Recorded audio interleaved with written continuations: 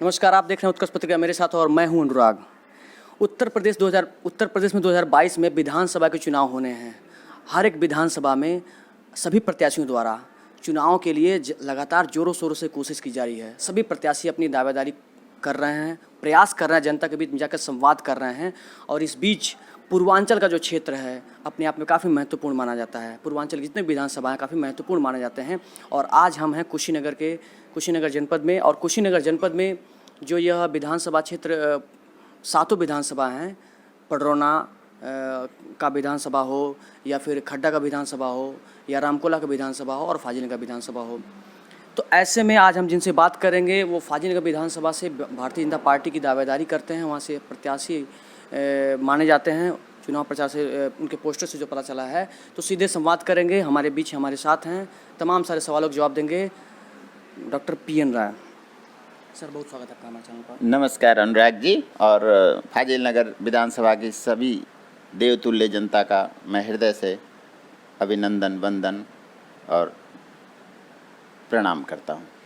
Sir, सबसे पहले तो मेरा सवाल सीधे आपके प्रोफेशन से है। आप एक चिकित्सा के पेशे से हैं।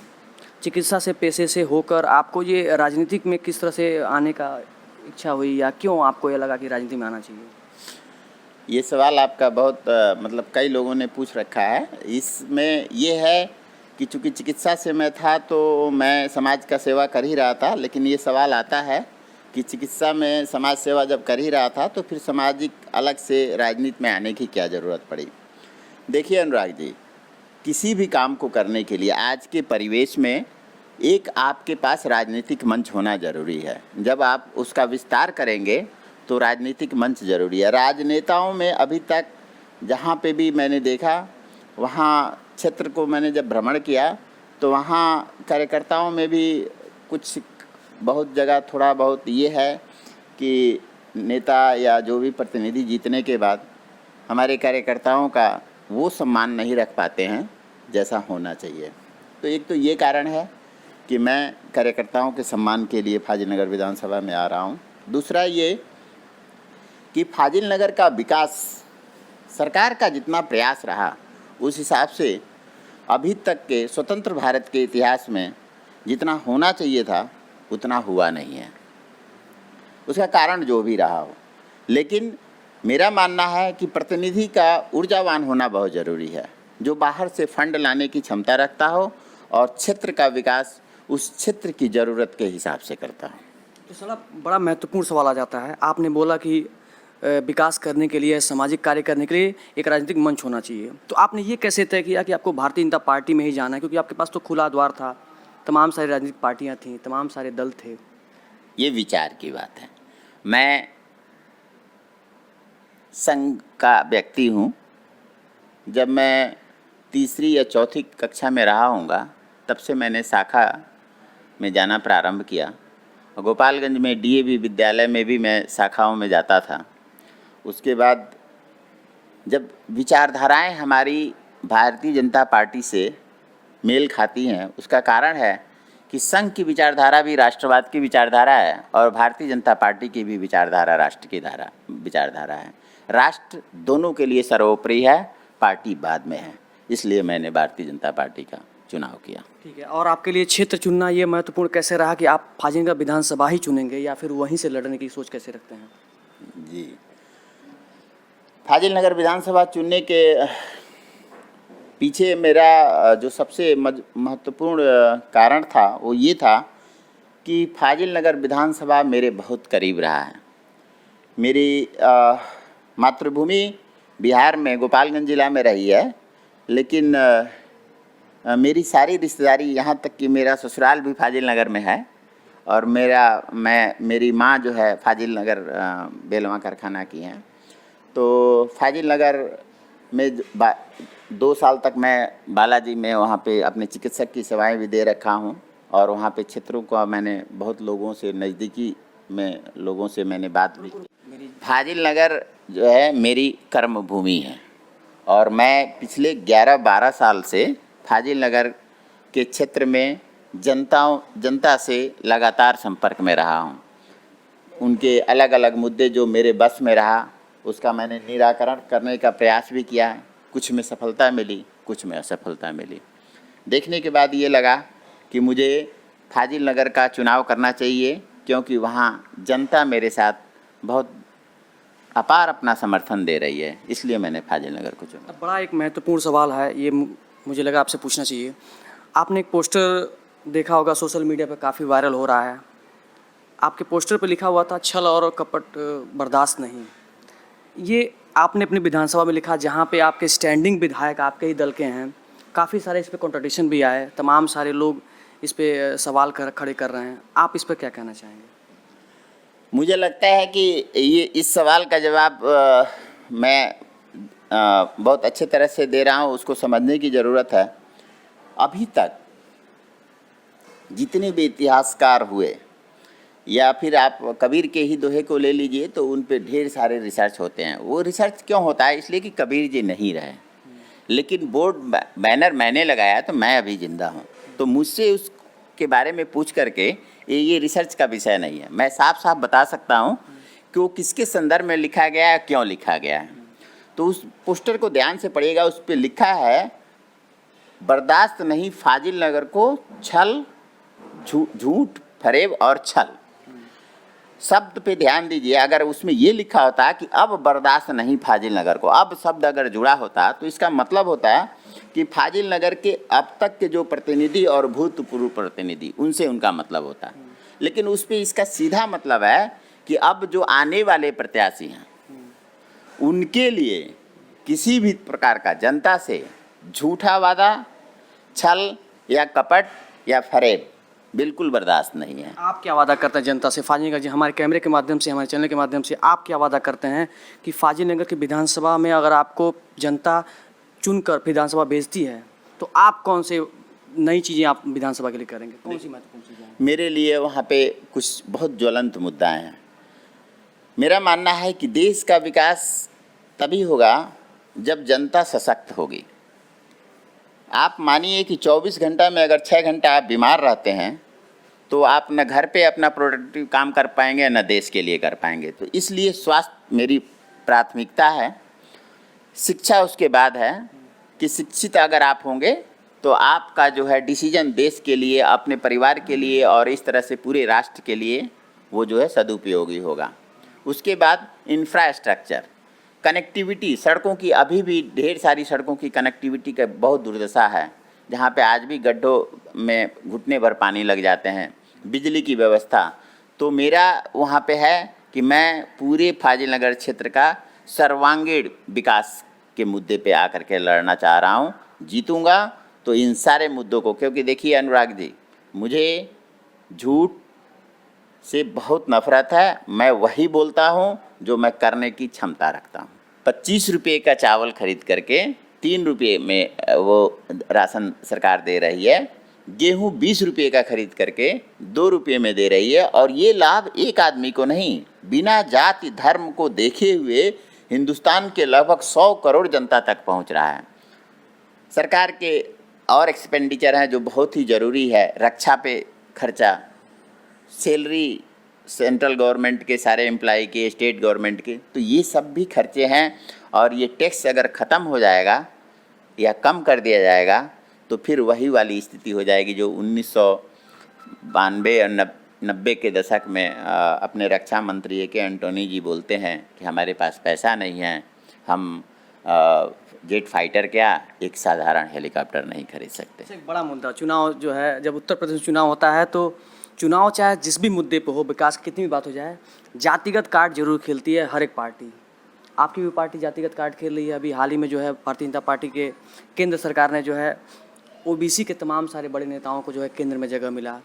उधर जो है समाजवादी पार्टी द्वारा जो है ब्राह्मण कार्ड, ब्राह्मण सम्मेलन किया जा रहा है, बसपा द्वारा भी ब्राह्मण सम्मेलन किया जा रहा है। तो क्या लगता है आपको कि जातिगत मामला या जातिगत मुद्दा कहीं ना कहीं आ जाता है? नहीं, ये इसको आप दूसरे आईने से देख रहे हैं। मैं आपको बताना चाहता हूँ, इसको जातिगत समीकरण नहीं कहते, इसको सामाजिक समरसता बोलते हैं। ये बताइए, समाज में भागीदारी अगर ओबीसी की 52% है तो उसी प्रोपोर्शन में सरकार अगर उनको राजनीतिक मंच पे उनका दायित्व दे रही है तो इसको आप जाति के चश्मे से ना देखें। कहने का मतलब ये है, अन्य पार्टियां तो जातिगत सम्मेलन कर रही हैं, ब्राह्मण सम्मेलन कर रही हैं, चाहे वो सपा हो या बासपा हो। क्या आपने भारतीय जनता पार्टी को कभी इस तरह का सम्मेलन देखा है? अगर मुझे तो जानकारी नहीं है कि भारतीय जनता पार्टी कोई ब्राह्मण सम्मेलन या कोई ओबीसी सम्मेलन या कोई जनजाति सम्मेलन करती हो। हमारा सीधा मतलब है कि सबका विकास, सबका साथ, सबका विश्वास। किसी भी धर्म जाति पे हमारा कुछ भी अलग से वो नहीं है, लेकिन हम ये मानते हैं कि हमारी पार्टी मानती है कि समाज का जो सबसे नीचे का व्यक्ति है, जो सबसे नीचे का व्यक्ति है, दबा कुचला व्यक्ति है, उसको हम शिक्षा के माध्यम से उठाएं, उसको हम प्रगति का रास्ता दें, उसको हम कौशल विकास योजना में उसको स्वावलंबी बनाएं। क्योंकि ये सरकार बैसाखी में विश्वास नहीं करती। ये सरकार चाहती है कि आप स्वावलंबी बने और अपना लालन पालन आप इतने सक्षम हो कि अपना लालन पालन के साथ कुछ अगल बगल के लोगों चुनाव का। के ठीक से पहले राज्यसभा लोकसभा में यह बिल लाना ओबीसी का, यह कहीं ना कहीं दर्शाता है, लोगों के मन में यह भाव पैदा करता है। नहीं, ये देखिए, यही तो एक बात है। आप बताइए, अभी तक स्वतंत्र भारत के इतिहास में क्या कोई पार्टी आर्थिक स्थिति पे किसी का आरक्षण देने की कोशिश की? अगर हमें वोट और जाति की राजनीति करनी होती, जाति तुष्टीकरण करना होता, तो क्या हम सवर्णों को, EWS एक्सट्रीमली वीक सेक्शन के लोगों को हम आरक्षण देते? आप दूसरी तरफ से ये भी तो बोलिए। और रही बात ओबीसी के आरक्षण का, तो आप तो ये मानते हैं कि जिस ओबीसी में 52% इस देश में नागरिक हों, उनको 27% का अधिकार तो बनता है। इसको जाति के चश्मे से ना देखें। सवाल है सर, आप भारतीय जनता पार्टी चुनाव लड़ने वाले हैं, जिसकी सरकार केंद्र में 7 साल से और राज्य में 4.5 साल से है। तो आपके सामने बड़ी चुनौतियां हैं। आप जनता के बीच में जाएंगे, संवाद करेंगे, तो जनता आपसे प्रश्न पूछेगी कि आपकी सरकार ने कौन से ऐसे कार्य किए जिसके वजह से आप हमारे पास दोबारा आए हैं। तो आपके लिए बड़ी चुनौती है जनता के सामने जाना। और दूसरी सबसे बड़ी बात जो ये है कि महंगाई का मुद्दा है। महंगाई एक बड़ा मुद्दा है, सरकार के सामने एक बहुत बड़ी समस्या है जनता के लिए, और एक बड़ा सवाल है जनता के बीच में। हम लोगों को भारतीय जनता पार्टी या इस वक्त की जो सरकार है, उनके किए हुए काम इतने हैं कि उसको गिनाने के लिए हमारे पास समय कम पड़ जाएंगे। बहुत काम है। अंत्योदय स्पष्ट रूप से, सही रूप में धरातल पे अंत्योदय अब आया है। आप जाकर के क्षेत्र में देखेंगे तो लाइन में खड़ा हुआ अंतिम व्यक्ति से भी अगर आप पूछें तो वो बताएगा कि हमको उज्ज्वला योजना से गैस मिला, हमको अन्न राशन वितरण में राशन योजना में भी तो हो गया सर 950 रुपये। मैं बताता हूँ, आपके उस मुद्दे पे भी आता हूँ। तो राशन मिला, गरीबों को घर मिला, उनके घर तक बिजली पहुँची, और अभी जो नल जल योजना है वो लगभग हर आदमी के यहाँ पहुँचाने की पूरी तैयारी है। सरकार अपनी तैयारियां कर रही है। रही बात महंगाई की, तो महंगाई आप ग्लोबली देखिए। महंगाई का डायरेक्ट जो रिलेशन होता है, जो सबसे ज़्यादा इम्पैक्ट करता है, वो पेट्रोलियम प्रोडक्ट से करता है, क्योंकि जो भी ट्रांसपोर्टेशन है वो इन्हीं के माध्यम से होता है। और पेट्रोलियम प्रोडक्ट का किसी भी कंट्री का पे उसका जो है कंट्रोल नहीं है। तो जैसे जैसे पेट्रोलियम प्रोडक्ट इंटरनेशनल मार्केट में महंगा हो रहा है, मजबूरी है कि यहाँ पे भी महंगा होगा। सस्ता तेल, पावर है, टैक्स कम कर सकती है उसको। अनुराग जी, टैक्स कम कर दिया जाए तो कुछ सवाल तो मैं भी आपसे पूछ सकता हूँ। जो है पंचायती चुनाव हुए, पंचायती चुनाव, क्षेत्र पंचायत सदस्य और जिला पंचायत सदस्य, इसमें तमाम सारे मुद्दे आए, बहुत सारे प्रश्न आए। उन प्रश्नों को छोड़कर हम मेन मुद्दे बात करेंगे। इस चुनाव के बाद से देखा जाता है कि कार्यकर्ता बड़े नाराज़ हैं। कार्यकर्ताओं को मौका नहीं मिला। जिन कार्यकर्ताओं को उम्मीद थी कि उनको टिकट मिलेगा इस चुनाव से, लेकिन वो नाराज़ दिख रहे हैं। क्या आपको लगता है कि इससे बीजेपी को नुकसान होगा? अनुराग जी, हम तो यही कहेंगे कि आप हमारे कार्यकर्ताओं के मनसा पे प्रश्न चिन्ह लगा रहे हैं। मेरे कार्यकर्ता, इस पार्टी के कार्यकर्ता ऐसे हैं जो अपनी हर स्थिति में अपने पार्टी के साथ खड़े रहते हैं। देखिए, घर में जब 10 लोग होते हैं तो एक साथ सबका खुश। कार्यकर्ताओं को मनसा पे प्रश्न नहीं उठा रहा हूँ, मौका नहीं मिला कार्यकर्ताओं को। मैं बता रहा हूँ कि जब एक साथ एक घर में 10 लोग रहते हैं तो 10 लोगों को एक साथ मौका नहीं मिल सकता। उसमें से किसी को मिलता है, कोई थोड़ी देर नाराज़ रहता है, लेकिन नाराज़गी अपनों से है। हमारे साथ वो आज भी हैं, कल भी हैं। वो हमारे पिलर्स हैं, वो हमारे आत्मबल हैं, वो हमसे कहीं छूट करके नहीं जाने वाले। और दुनिया की भारतीय जनता पार्टी इकलौती पार्टी है जो हमारा एक बूथ अध्यक्ष भी राष्ट्रीय अध्यक्ष बनने की क्षमता रखता है। और हमारा पन्ना प्रमुख, जब उसके हाथ में एक पन्ना 24 वोटरों का दिया जाता है तो 24 में से जब 38 गिराता है तो बोलता है कि मैं भी नरेंद्र मोदी हूँ। ऐसी हमारी पार्टी है। तो हमारी पार्टी के कार्यकर्ता में कहीं असंतोष नहीं है। उन्हें जो भी समुचित जब ज़रूरत पड़ेगी तब उनको समुचित सम्मान देते रहती है पार्टी, दायित्व देते रहती है। एक चुनाव का प्रतिनिधित्व ये एक पैमाना नहीं है, और भी दायित्व हैं, बहुत दायित्व हैं पार्टी में, जो समय समय पर सबको मिलते रहता है।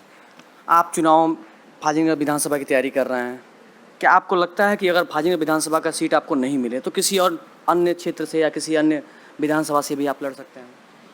ये तो शीर्ष नेतृत्व का विचार रहेगा कि वो हमें जहाँ से उसे उचित लगता है, तो जहाँ से उसे लगता है वहाँ से देगी। आप विधानसभा फाजिलनगर की तैयारी कर रहे हैं, क्या लगता है आपको अगर फाजिलनगर की सीट नहीं मिलेगी तो किसी अन्य सीट से भी आप चुनाव लड़ सकते हैं या आप उस क्षेत्र में जा सकते हैं? अनुराग जी, ये विषय पार्टी शीर्ष नेतृत्व का है, लेकिन मैं इस पार्टी का एक बहुत छोटा सिपाही हूँ। अपनी कर्मठता पे विश्वास रखता हूँ और पार्टी नेतृत्व, शीर्ष नेतृत्व हमको जो भी दायित्व जहाँ से भी उम्मीदवारी देगी वहाँ से मैं सहर्ष स्वीकार करके उसको लड़ूंगा और उसको जीतूंगा। अब सबसे बड़ा महत्वपूर्ण सवाल, आपके चुनाव मुद्दे क्या होंगे? किस मुद्दे पे, अगर आपको विधानसभा फाजिलनगर ही मिलता है तो कौन से मुद्दे पे आप चुनाव लड़ेंगे? जनता से किस वादे पे आप उसके सामने जनता के बीच में जाएंगे और क्या मुद्दे रहेंगे चुनाव के बाद आप जीतने के? फाजिलनगर विधानसभा में जो हमारा प्रमुख मुद्दा है वो स्वास्थ्य की मूलभूत संरचनाओं को दुरुस्त करना और उसको समाज के हर व्यक्ति तक पहुंचाना। दूसरा मुद्दा है पढ़ाई, शिक्षा में जो सरकारी तंत्र है, जो विद्यालय है, उनके इंफ्रास्ट्रक्चर को मजबूत करना, वहाँ शिक्षकों की कमी को पूरा करना और शिक्षा के स्तर को बढ़ाना। तीसरा है कि वहाँ की जो बिजली व्यवस्था है उस बिजली व्यवस्था को दुरुस्त करना। फिर सड़कों की संरचनाएं हैं जो कहीं बहुत जगह टूटी हुई हैं, कई जगह बनी नहीं है, कितने गांव आज भी मुख्य मार्ग से संपर्क में नहीं है पक्की सड़क से। उन मार्गों को अभी से मैं चिन्हित कर रहा हूं ताकि बिना किसी के कहे उन मार्गों का सुदृढ़ीकरण हो जाए और जनता के आवागमन की सुविधा बनी रहे।